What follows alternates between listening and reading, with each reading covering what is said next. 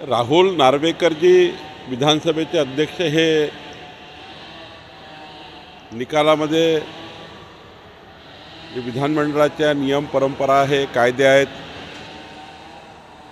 विधानमंडळामध्ये ज्या कायद्याने विधानमंडळ चालतं त्यानुसार कुठल्याही कायद्याला आळमोड न करता किंवा कायद्यांचं रक्षण करून माननीय नार्वेकरजी निकाल देतील असं मला वाटतं आहे। ज्या पद्धतीने 2-3 दिवसापूर्वी नार्वेकर एकनाथ शिंदेना भेटले होते तेव्हापासून सातत्याने टीका केली जाते। उद्धव ठाकरे तर म्हणतात की न्यायाधीशाने जाऊन ज्याच्या विरोधात निर्णय द्यायचा त्यांना भेटण्यासारखा हा प्रकार आहे। विधानसभा अध्यक्ष जेव्हा सीटवर असतात तेव्हा ते कायदेशीरपणे काम करतात, पण विधानमंडळाच्या बाहेर ते आमदार आहेत आणि आमदार म्हणून आपल्या मतदारसंघातले कामं करणे, आमदार म्हणून त्यांच्या मतदारसंघाच्या समस्या सोडवणे हे क्रमप्राप्त आहे आणि त्यामुळं ते एकनाथ शिंदेजीला भेटले किंवा देवेंद्रजीला भेटले ही रूटीन प्रक्रिया आहे। त्यामुळं या भेटण्याचा आणि निकालाचा काही संबंध येत नाही असं मला वाटतं।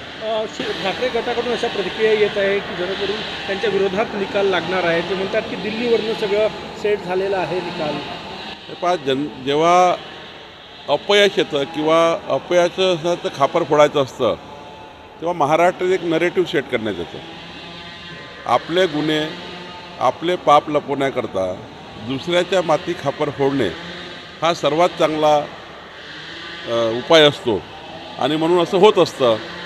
पण मला वाटतं वस्तुस्थितीला समोर गेलं पाहिजे, नियम आणि कायद्याला समोर गेलं पाहिजे आणि नियम आणि कायद्याची परंपरा राखली पाहिजे असं मला वाटतं। उगाच आरोप प्रत्यारोप करून फक्त आपल्याला ते मन समाधान होतं, पण जनतेला माहीत असतं खरं काय आणि खोटं काय। संजय राऊत यांच्या नेतृत्वात गेल्या 2 दिवसापासून जी भाषा वापरली जाते ती म्हणजे नरेटिव्ह सेट करण्याचा प्रकार आहे असंच वाटतं का आपल्याला?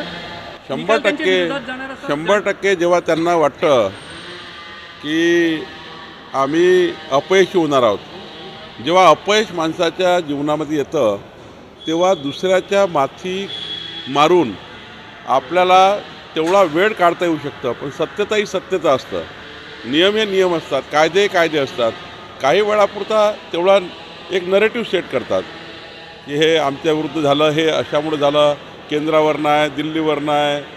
त्यामुळं काही दिवसाकरता हे ठीक आहे, पण हे जे काही निकाल येतात ते नियम आणि कायद्याने येतात। हे आजचा निकाल शिंदे गटाच्या बाजूनं लागल्यानंतर आणखी काही पक्षप्रवेश होईल असं वाटतं, कारण की तशी आशा व्यक्त केली जाते की भूकंप होईल तिकडे आणि पक्षप्रवेश होईल। याचा काहीच संबंध नाही या निकालाचा। आमच्या पक्षाचं काम वेगळ्या पद्धतीने सुरू आहे।